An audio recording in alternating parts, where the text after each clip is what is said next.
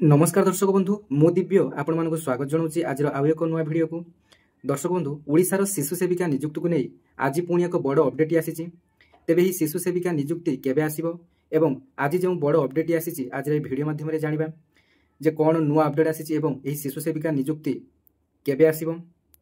तेबे शिशु सेविका नियुक्तिर एक नोटिफिकेशन टी बहुत दिन आसीथिला जो 45,000 शिशु सेविका नियुक्ति आसीबो एवं जहार दरमा संक्रांत एवं कौन कौन एही शिशु सेविका मानकर कार्य बा काम रही ताहाकु नहीं एक लेटर टी बा चिठी आसीथिला आपण माने समस्त अपडेट थिबे।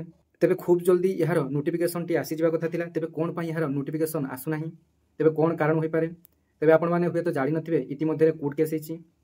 तेबे केबे नोटिफिकेशन आसीबो एवं आज जो नुआ अपडेट आसी सेटा कोन डिटेल्स जानिबा। तेबे देखंतु आपण माने यूट्यूब रे विभिन्न फेक वीडियो आपण माने पाई परिबे एही शिशु सेविका नियुक्ति को नहीं, जेमिति कि शिशु सेविका नियुक्ति रे ऑनलाइन आवेदन प्रक्रिया आरंभ होई गला एवं तार लिंक मध्य दउचंती, किंतु देखंतु यार एप्लाई संपर्क रे बर्तन सुधा कोनोसी भी नोटिफिकेशन आसी नाही। तेबे देखंतु मु फेस देखै केबे यूट्यूब रे वीडियो करे नाही। तेबे आपण मानको सामना रे सत्य सत्य आनिया पई यूट्यूब रे फेस देखै आपण मानको पई एक वीडियो टी नै आसीची जे शिशु सेविका को नै आपण माने जानिथिबे जे पंचम श्रेणी पास करथिले आपण माने एही शिशु सेविका रे आवेदन करि परिबे, समस्त आपण माने जानिचंती। तेबे सरकारक तरफ रु शिशु सेविका 1, 2 एवं 3 खोला जायछि, जो थे अंगनवाड़ी रे शिशु सेविका 1 बा बालबाटिका 1 बालबाटिका 2 अंगनवाड़ी रही एवं बालबाटिका 3 बा शिशु सेविका 3 टी विद्यालय सहित मिसी।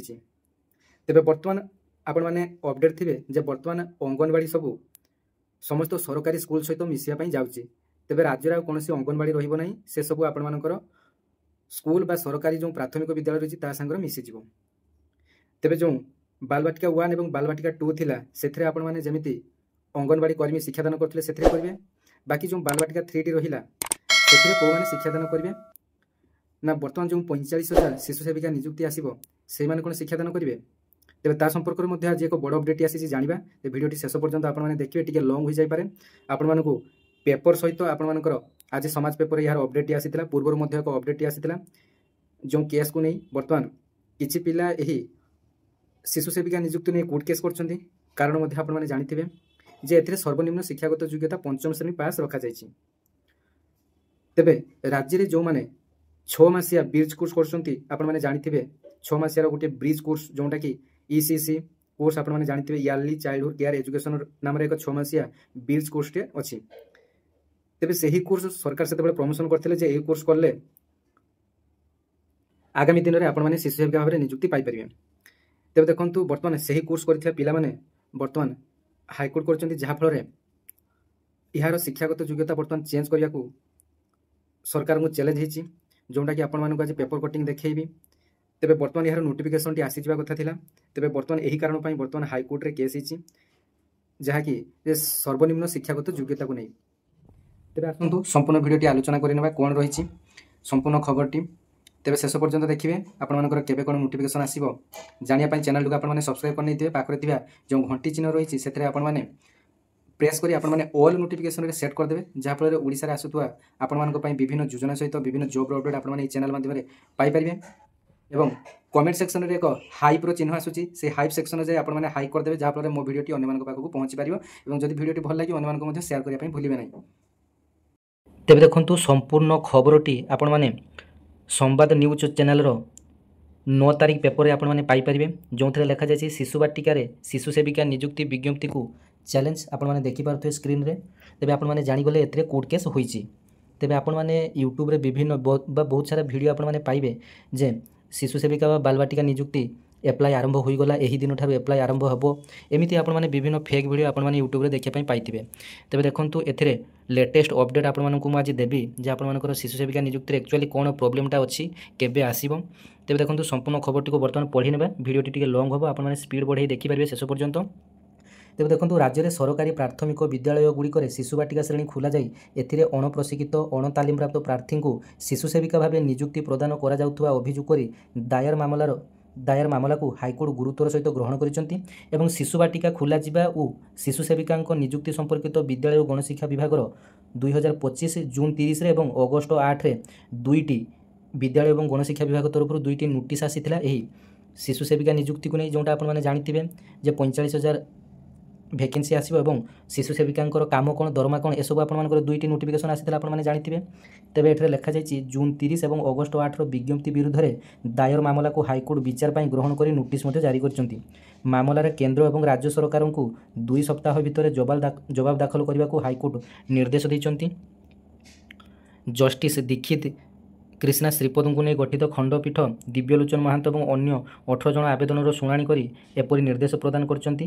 ସେପ୍ଟେମ୍ବର 25 ତାରିଖକୁ ମାମଲାର ପରବର୍ତ୍ତୀ ଶୁଣାଣି ପାଇଁ ଧାର୍ଯ୍ୟ କରାଯାଇଛି। ତେବେ ମାମଲାର ବିବରଣୀରୁ ପ୍ରକାଶ ଯେ ଜାତୀୟ ଶିକ୍ଷାନୀତି 2020 ଲାଗୁ ପରେ ରାଜ୍ୟରେ 6 ବର୍ଷରୁ କମ୍ ବୟସର ଶିଶୁମାନଙ୍କ ପାଇଁ ଗତ 2025 ଜୁନ୍ 30ରେ ବିଦ୍ୟାଳୟ ଏବଂ ଗଣଶିକ୍ଷା ବିଭାଗର ବିଜ୍ଞପ୍ତି ଅନୁସାରେ ଶିଶୁ ବାଟିକା ବର୍ଗ ଖୋଲା ଯାଇଥିଲା। ତେବେ 2025 ଅଗଷ୍ଟ 20ର ବିଜ୍ଞପ୍ତି ଅନୁସାରେ ଶିଶୁ ବାଟିକା ପାଇଁ ଶିଶୁ ସେବିକାଙ୍କ ନିଯୁକ୍ତି ସଂକ୍ରାନ୍ତରେ ଏକ ବିଜ୍ଞପ୍ତି ଜାରି କରାଯାଇଥିଲା। ଆପଣମାନେ ଦେଖିପାରୁଥିବେ ସ୍କ୍ରିନ୍ରେ। ତେବେ ଏହି ଶ୍ରେଣୀରେ ନାମ ଲେଖାଉଥିବା ଶିଶୁଙ୍କର ଯତ୍ନ ତଥା ମୂଳଦୁଆ ଶିକ୍ଷା ପାଇଁ ପ୍ରାରମ୍ଭିକ ବାଲ୍ୟାବସ୍ଥା ଯତ୍ନ ଏବଂ ଶିକ୍ଷା ECCରେ ପ୍ରଶିକ୍ଷିତ ବା ପ୍ରଶିକ୍ଷଣମାନଙ୍କୁ ଶିଶୁ ସେବିକା ଭାବେ ନିଯୁକ୍ତି କରାନଯାଇ ଅଣପ୍ରଶିକ୍ଷିତ ବା ମ୍ୟାଟ୍ରିକ୍ ପାସ୍ କରିନଥିବା ପ୍ରାର୍ଥୀଙ୍କୁ ନିଯୁକ୍ତି ଦିଆଯାଉଥିବା ଅଭିଯୋଗ ହୋଇଛି। ତେବେ ଦେଖନ୍ତୁ ଆପଣମାନଙ୍କୁ ମୁଁ ଯେଉଁ କହିଲି ECC କୋର୍ସ ଯେଉଁମାନେ କି 6 ମାସିଆ କୋର୍ସ କରିଛନ୍ତି ପଇସା ମଧ୍ୟ ସେଥିରେ ଆପଣମାନଙ୍କର ବହୁତ ଖର୍ଚ୍ଚ ହୋଇଛି ପ୍ରାୟତଃ 10,000 ପାଖାପାଖି ପିଲାମାନେ ଯେଉଁମାନେ କି 6 ମାସିଆ କୋର୍ସ କରିଛନ୍ତି। ତେବେ ଦେଖନ୍ତୁ ସରକାର ମଧ୍ୟ ସେତେବେଳେ କହିଥିଲେ ଯେ ପ୍ରଶିକ୍ଷିତ ପିଲାମାନଙ୍କୁ ସେଥିରେ ନିଯୁକ୍ତି ଦିଆଯିବ। ଯେମିତିକି ଅଙ୍ଗନବାଡ଼ି କର୍ମୀମାନେ +2 ପାସ୍ କରିଥିଲେ ଅଙ୍ଗନବାଡ଼ିରେ ଆବେଦନ କରିପାରୁଛନ୍ତି। ସେମିତି ମଧ୍ୟ ଏଥିରେ ଆପଣମାନଙ୍କର +2 କିମ୍ବା 10 କ୍ଲାସ୍ ପାସ୍ ରଖିବା ଆବଶ୍ୟକ। କିନ୍ତୁ ପଞ୍ଚମ ଶ୍ରେଣୀ ଯେହେତୁ ରଖାଯାଇଛି ସମସ୍ତେ ଆବେଦନ କରିପାରିବେ, ଅର୍ଥାତ୍ ସେଠାରେ ଶୈକ୍ଷିକ ବାତାବରଣ ଯାହାଫଳରେ ସୃଷ୍ଟି ହେବ ନାହିଁ। ଯେତେବେଳେ ଆପଣମାନେ ଉଚ୍ଚ ଶିକ୍ଷିତ ହୋଇଥିବେ ସେତେବେଳେ ପିଲାମାନଙ୍କୁ ଅଧିକ ଶିକ୍ଷିତ କରିପାରିବେ। ଯେତେବେଳେ ଆପଣମାନେ ଯଦି ପଞ୍ଚମ ଶ୍ରେଣୀ ପାସ୍ ସାଧାରଣତଃ ଜଣେ ଯେ ମହିଳା କରିଥିବେ ସିଏ ଯଦି ଯାଇ ଶିଶୁ ବାଟିକାରେ ପିଲାମାନଙ୍କୁ ପଢ଼ାଇବେ ତେବେ କ'ଣ ସେ ପଢ଼ାଇବେ? ତେବେ ଦେଖନ୍ତୁ ସେଇପାଇଁ ଯେଉଁମାନେ କି ECC କୋର୍ସ କରିଛନ୍ତି ସେଇମାନେ ବର୍ତ୍ତମାନ ହାଇକୋର୍ଟର ଦ୍ୱାରସ୍ଥ ହୋଇଛନ୍ତି। ତେବେ ବର୍ତ୍ତମାନ ମାମଲାର ଶୁଣାଣି ଗୋଟିଏ ଶୁଣାଣି ଆପଣମାନଙ୍କର ଯାଇଛି କେବେ ନା ସେପ୍ଟେମ୍ବର 25 ତାରିଖରେ ଆପଣମାନଙ୍କର ଗୋଟିଏ ଶୁଣାଣି ଯାଇସାରିଛି। ତେବେ ଦେଖନ୍ତୁ ଏହି ଶିଶୁ ସେବିକା ନିଯୁକ୍ତିକୁ ନେଇ ଆଜି ଏକ ବଡ଼ ଅପଡେଟ୍ ଆସିଥିଲା ଯାହାକି ଆପଣମାନେ ଆଜିର ସମାଜ ଖବରକାଗଜରେ ଆପଣମାନେ ଦେଖିପାରିବେ ଯେ ହଟିଲା ଦ୍ୱନ୍ଦ୍ୱ ଶିଶୁ ସେବିକାଙ୍କର ଭୂମିକା ସ୍ପଷ୍ଟ କଲା OSPA। ଆପଣମାନେ ସ୍କ୍ରିନ୍ରେ ଦେଖିପାରୁଛନ୍ତି ଏହି ନ୍ୟୁଜ୍ଟି। ତେବେ ବର୍ତ୍ତମାନ ଶିଶୁ ସେବିକାଙ୍କର କାର୍ଯ୍ୟ କ'ଣ ରହିବ ନା ପିଲାମାନଙ୍କୁ ଜଗିବେ, ହାବଭାବ ବୁଝିବେ ଏବଂ ପିଲାଙ୍କୁ ଗାଳି ଏବଂ ଦଣ୍ଡ ଦେବା ମନା। ଯାହାକି ଆପଣମାନେ ଅପଡେଟ୍ ପାଇଗଲେ ଯେ ସେମାନଙ୍କର କାମ ରହିବ କେବଳ ପିଲାମାନଙ୍କର ଯତ୍ନ ନେବା। ତେବେ ପିଲାମାନଙ୍କୁ ପାଠ ପଢ଼ାଇବା ଦାୟିତ୍ୱ ସେମାନଙ୍କର ନୁହେଁ। ତେବେ ପିଲାମାନଙ୍କୁ ପାଠ ପଢ଼ାଇବା ପାଇଁ ହୁଏତ ସରକାର ଅନ୍ୟ କିଛି ବ୍ୟବସ୍ଥା କରୁଥାଇପାରନ୍ତି। ଏମିତିକି ପ୍ରାଥମିକ ଶିକ୍ଷକମାନଙ୍କୁ ସେମାନଙ୍କ ଦାୟିତ୍ୱ ଦିଆଯାଇପାରେ, ନଚେତ୍ ସରକାର ଅନ୍ୟ ଏକ ନିଯୁକ୍ତି ବ୍ୟବସ୍ଥାଟି ଆଣିପାରନ୍ତି।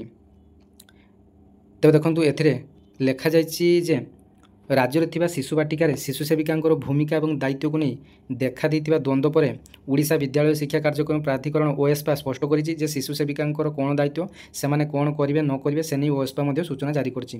ଏହି ମର୍ମରେ OSPA ରାଜ୍ୟ ପ୍ରକଳ୍ପ ନିର୍ଦ୍ଦେଶକ ଅନନ୍ୟା ଦାସ ସମସ୍ତ ଜିଲ୍ଲା ଶିକ୍ଷାଧିକାରୀ DMଙ୍କୁ ପତ୍ର ଜରିଆରେ ଶିଶୁ ସେବିକାମାନେ ଅଣଶୈକ୍ଷିକ ଶ୍ରେଣୀଗୃହ ଭାବେ କାର୍ଯ୍ୟ କରିବେ ବୋଲି ଜଣାଯାଇଛି। ସେମାନେ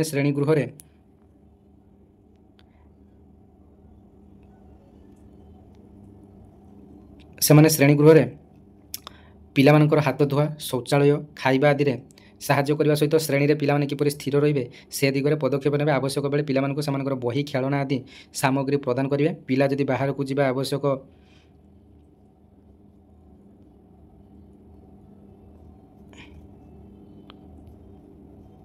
କରେ ତାହେଲେ ଶିଶୁ ସେବିକା ସାଙ୍ଗରେ ନେଇଯିବେ। ପିଲା ଅସୁସ୍ଥ ଥିଲେ ଶିକ୍ଷକଙ୍କୁ ଜଣାଇବେ। ପ୍ରତିଦିନ ପିଲାଙ୍କର ହାବଭାବ ସମ୍ପର୍କରେ ନୋଟ୍ କରିବେ। ପାଠପଢ଼ା ପାଇଁ ସେମାନେ ଦାୟୀ ରହିବେନି। ପିଲାଙ୍କୁ ଶିଶୁ ସେବିକା ଗାଳି ଦେଇପାରିବେନି କିମ୍ବା ଦଣ୍ଡିତ କରିପାରିବେ ନାହିଁ। କୌଣସି ପ୍ରକାର ଔଷଧ କିମ୍ବା ଥେରାପି ସେମାନେ ପିଲାଙ୍କୁ ଦେଇପାରିବେ ନାହିଁ ବୋଲି ସ୍ପଷ୍ଟ ଉଲ୍ଲେଖ ରହିଛି। ତେବେ ଦେଖନ୍ତୁ ମୋଟ ଉପରେ କହିବା ପାଇଁ ଗଲେ ଯେ ଶିଶୁ ସେବିକାଙ୍କର ଭୂମିକା ରହିବ କେବଳ ପିଲାମାନଙ୍କୁ ଜଗିବା ପାଇଁ। 3,000 ଟଙ୍କା ଯେହେତୁ ଦରମା ରହିଛି ଏବଂ ଟାଇମ୍ ମଧ୍ୟ ଜାଣି ନିଅନ୍ତୁ ସ୍କୁଲ ଟାଇମ୍ ଅନୁସାରେ ଆପଣମାନଙ୍କୁ ରହିବା ପାଇଁ ପଡ଼ିବ 10ଟାରୁ 4ଟା ପର୍ଯ୍ୟନ୍ତ।